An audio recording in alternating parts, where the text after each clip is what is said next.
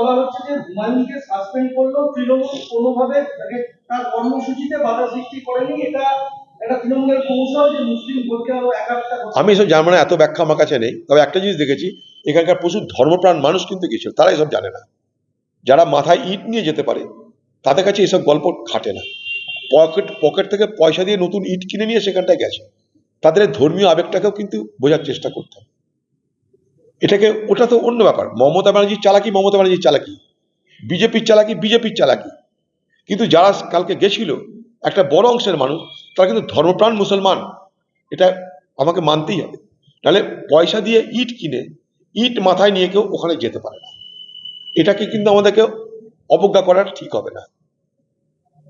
মমতা রাজনীতি করবে, মোদী রাজনীতি করবে, কিন্তু মসজিদের প্রতি এখানকার ধর্মপ্রাণ মানুষের যে আবেগ ভাবাবেগ, সেটা কিন্তু আমরা দেখেছি যে মাথায় ইট নিয়ে গরিব গরিব মানুষ তারা কিন্তু সেখানে পৌঁছেছে, হেঁটে হেঁটে পৌঁছেছে।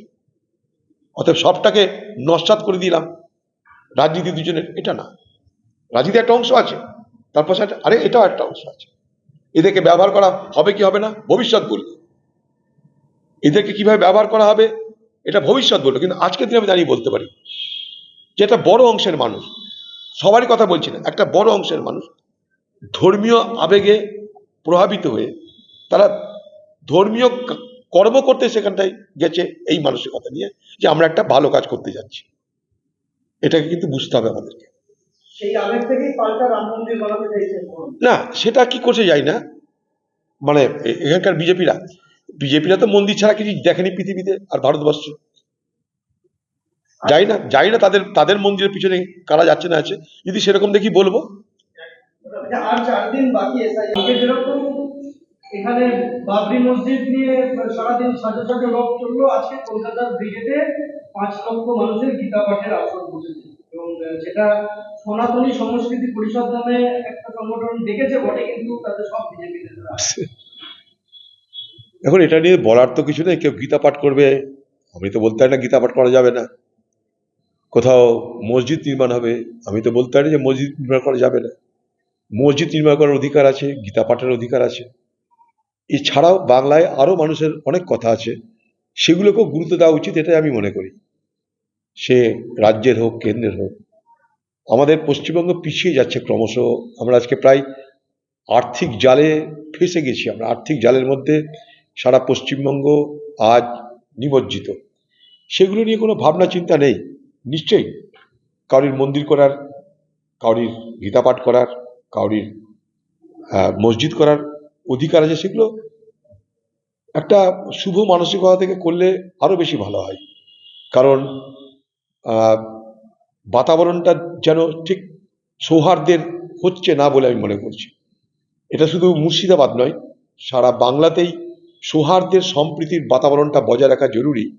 নাহলে বাংলা পিছিয়ে তো গেছেই, এবার অতল গহ্বরে চলে যাবে। আমি ভয়টা এই জায়গাটাই পাচ্ছি, বাংলা পিছিয়ে গেছে, পিছিয়ে যাচ্ছে, অতল গহ্বরে পড়বে যদি এইটা আমরা হারিয়ে ফেলি।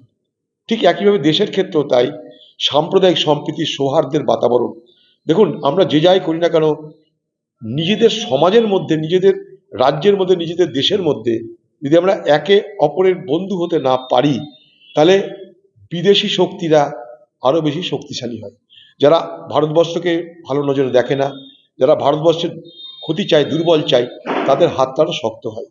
অতএব দায়িত্ব কিন্তু সকলের, এ দেশকে সুস্থ সবল স্বাভাবিক রাখার। 26-এর নির্বাচনের আগে ধর্মময় হয়ে যাচ্ছে তো হচ্ছে তো বটেই।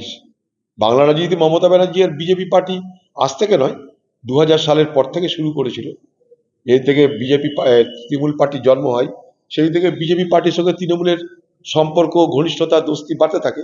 আর তার হাত ধরে ধীরে ধীরে বিজেপি পার্টি এই বাংলায় তার রাজনৈতিক শক্তি বৃদ্ধি করতে থাকে। আপনারা দেখেছেন মমতা ব্যানার্জির সঙ্গে টিএমসি পার্টির সঙ্গে বিজেপি কখনো নির্বাচনী জোট হয়েছিল, মমতা ব্যানার্জি তাদের সরকারে ছিল।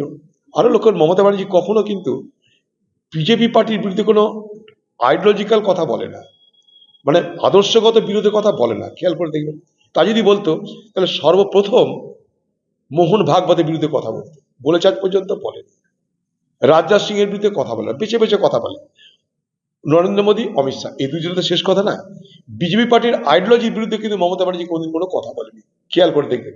বরং উল্টো বলেছে যে আরএসএস এর সবাই কিন্তু খারাপ না। আপনাদের কলকাতাতেই মঞ্চে দাঁড়িয়ে বলেছে।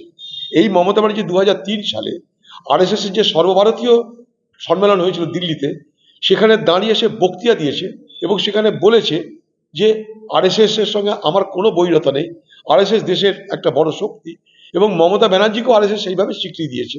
এবং তার প্রতিবাদে পশ্চিমবঙ্গে আরএসএস এর শাখা সংগঠন মমতা ব্যানার্জির রাজত্বে হু হু করে বেড়েছে, আপনারা সব দেখতে পাচ্ছেন। তাই এই নাটকগুলো করতে করতে কিন্তু মমতা ব্যানার্জি এখন নাটকের জালে নিজেই ফেঁসেছে। এখন মমতা ব্যানার্জির ছেড়ে দেওয়া কেজে বাতি অবস্থা হয়ে গেছে।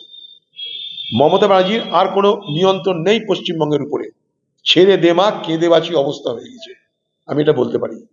না, আমার যা অবজারভেশন তাতে বলছি। সাধু